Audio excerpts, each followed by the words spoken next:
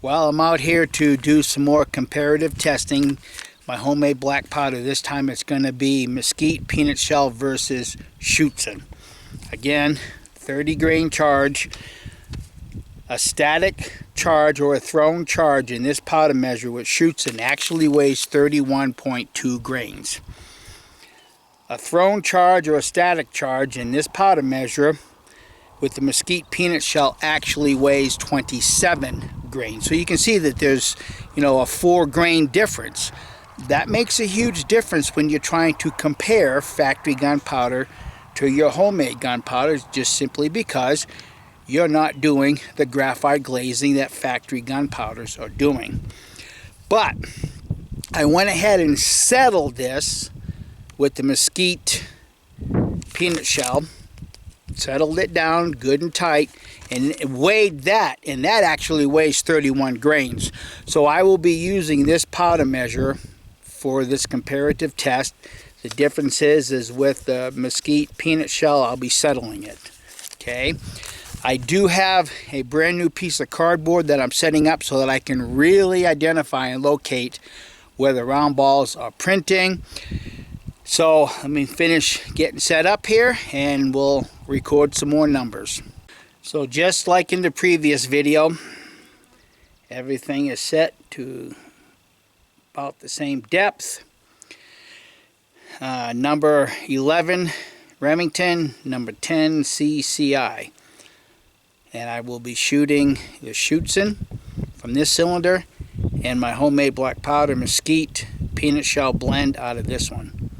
So let's see what we can get, and hopefully I can get a better idea where these things are printing. Almost forgot. I'm shooting off my pillow today, and when I cleaned the pistol from the previous video, I went ahead and worked on the trigger pull just a little bit to lighten it up. My aiming point is going to be the same because I want to see if shooting off the pillow versus that rest, if that's why it shot low. I'll find out here in just a moment.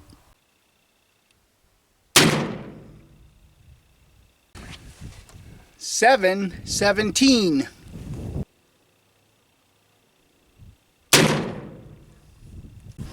.484. So we know that's not a good number. So while the sun went behind the cloud, I'll go ahead and reload that so I can get 6 good numbers. Still waiting for the sun, but I found one of those felt wads. You can see that's the side that was attached to the round ball. Didn't make it to the target. There's the side of it. And you can tell this is probably this, whoops. Hate that when it happens. But you can look at the side of the felt wad and see that this was clearly the second shot. But here's the back side of it.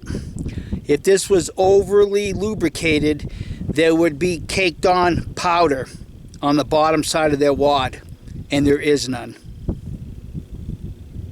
All right, I'm going to still wait for the sun to present itself, and then we'll continue shooting. 6:02. I'm going to go ahead and reload that one because the sun is coming in and out just at that awkward moment. Stay tuned.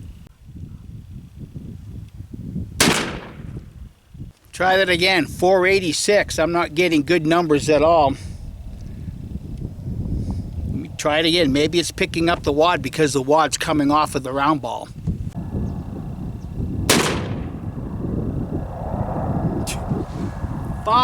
Something. 511. I moved the chronograph up a little closer. And I took the front hood off just simply because there's a shadow casting across that rear sensor.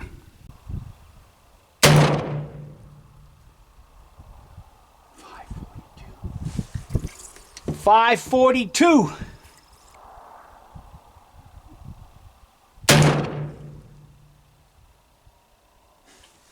44.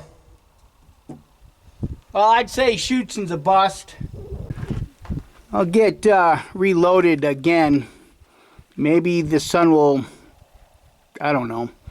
I'm not encouraged by this at all. So I'm going to clean out the barrel, get started over, but I want to show you the target just before I do. Now remember, I called out one that I knew I pulled, and that was that one. Everything else is right here. Okay, so you can see I've got two touching right here, got one right here, and I got two right here. So there's 2, 4, 5, 6. Those wads really are not interfering with the accuracy. That I called. That's not bad for a handgun that shoots black powder. So I'll get reloaded. What I will do is I'll turn the target the opposite directions, and hopefully everything should be right over here with this second string. All right, let's start over.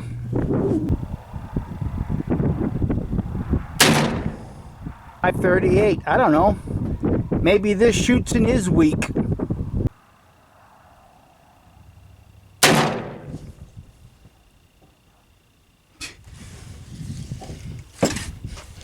I think it's 513.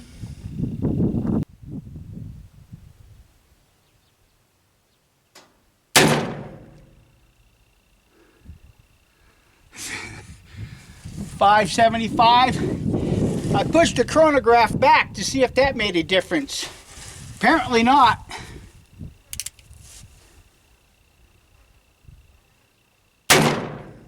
I pulled that one, but it looks good. 5 something, 583.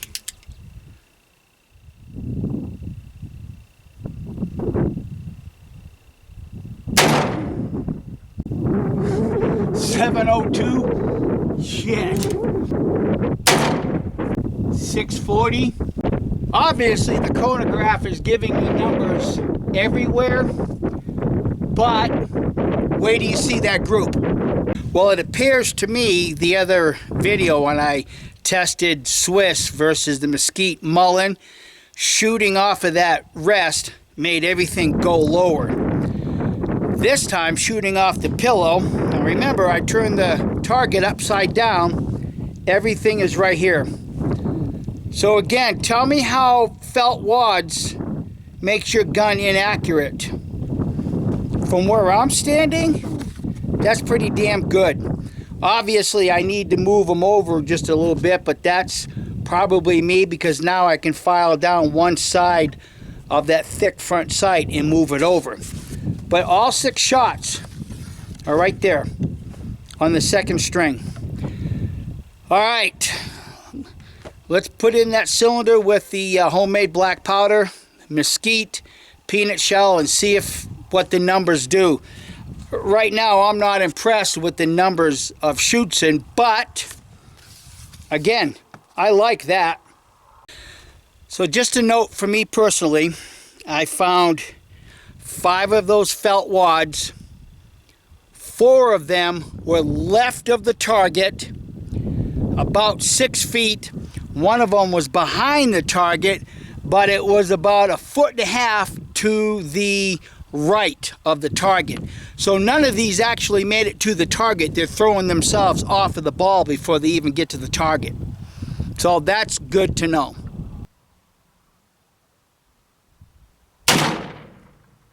.786, and that one shot a little low.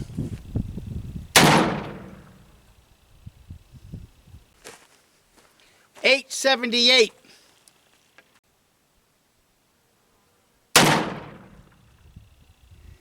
.795.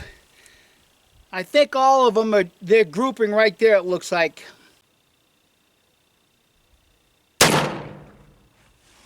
Looks like 760. Looks like it's 767. May have pulled that one.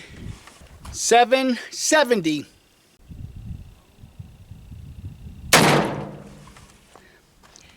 .867. I'm sorry guys, I forgot to show you the inside of the barrel after shooting the Scheutzen, but here's the barrel after shooting the 6 shots with the Mesquite Peanut shell. Now, you have to understand something, that if you're looking at something that's standing up like little hairs, that is the felt. That's not, the black powder itself. That's the hairs from the felt standing up. I hope the camera's presenting a good enough view here.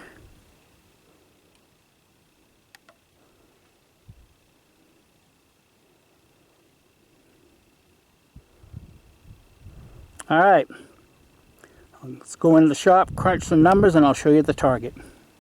So I've been looking and looking for any felt wads from that third string, shooting my homemade black powder. I even dug into the dirt, and I'll show you a couple round ball I found. But I was absolutely amazed when I broadened my search area. Let me show you.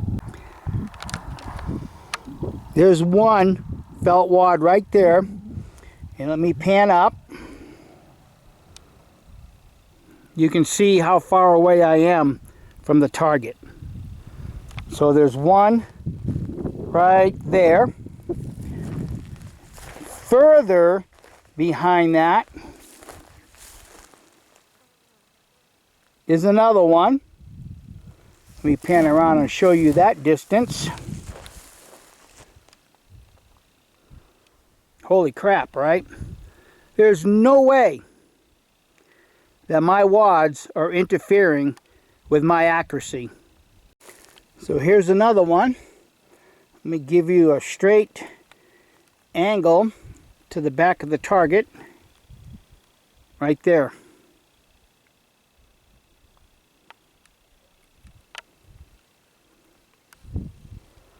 I am really amazed at how far these felt wads are making it when I'm shooting 800 feet per second plus.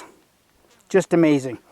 And I'll show you the back side of these when I get back into the shop, so we can see how clean mesquite and peanut shell burns. All right, so let's wrap this up. Interesting. Just very interesting. All right, so as I mentioned, I had to shoot 2 different cylinders with the Scheutzen. This was the first cylinder. Numbers were all over the place. I didn't even bother to figure those out. But then the second string, turning the target around, second string shot right here.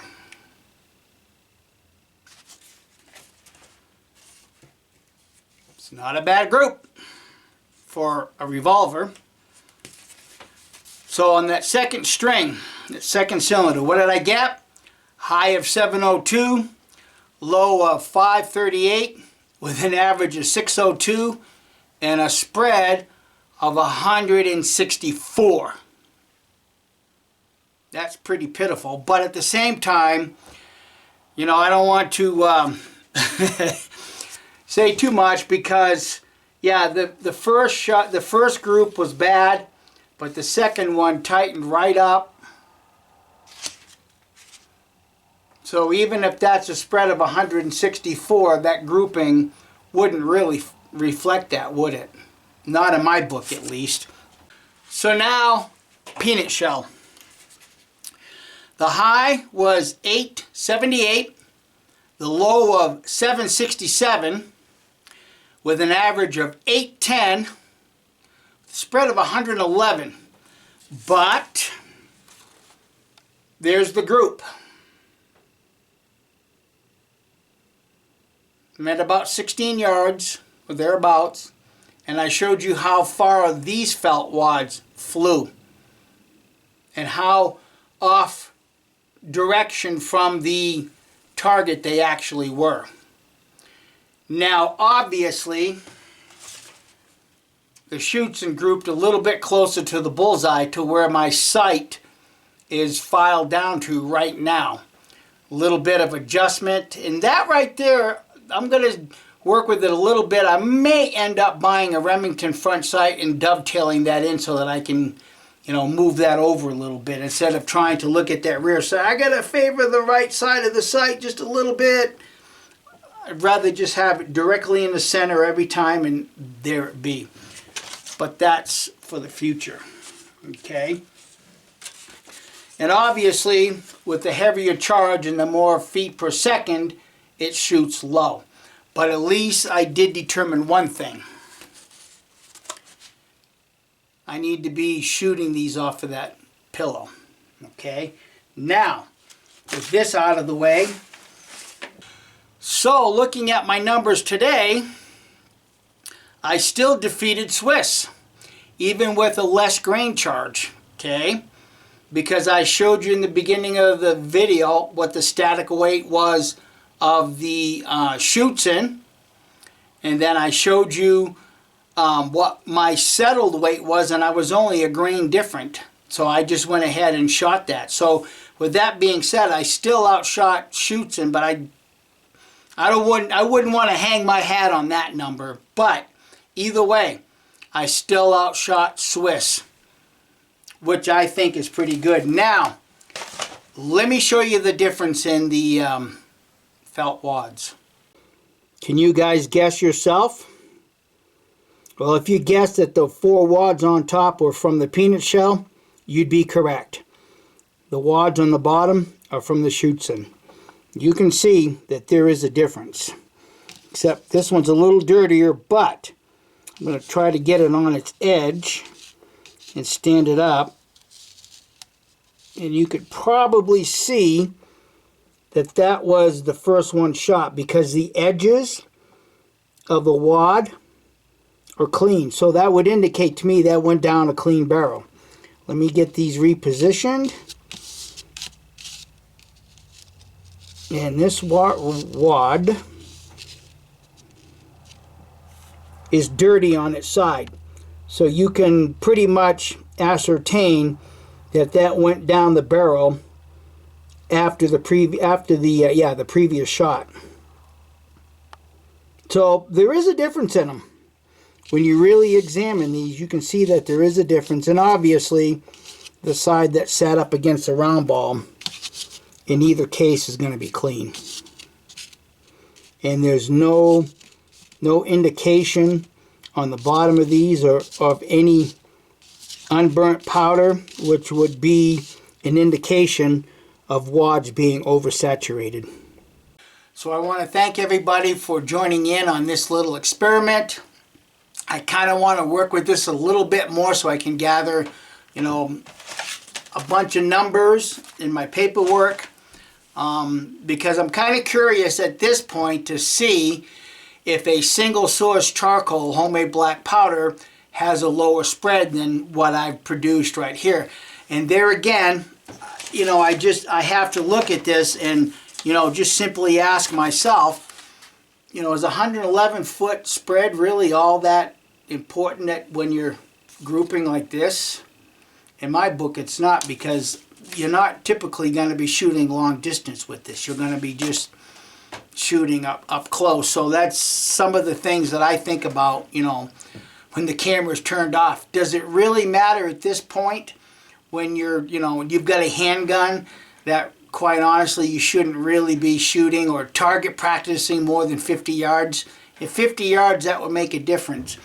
What that difference would be, say, like at 25 yards, that might be more noticeable. But before I back up to 25 yards and start shooting at that to see, I want to get that front sight a little more convenient, a little more conducive for a 25-yard shot. Right now, that thing is sighted in for, the 16 yards with obviously a lighter powder charge. Because if I remember correctly, when I sighted that in, I think I was using my Juniper, which I've already determined is a weak black powder.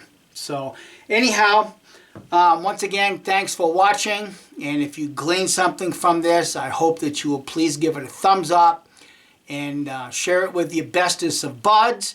And encourage your bestest of buds to subscribe if they haven't already. All right, have a great day. I'm going to go get some lunch and then come out and clean a revolver and a spare cylinder. Bye.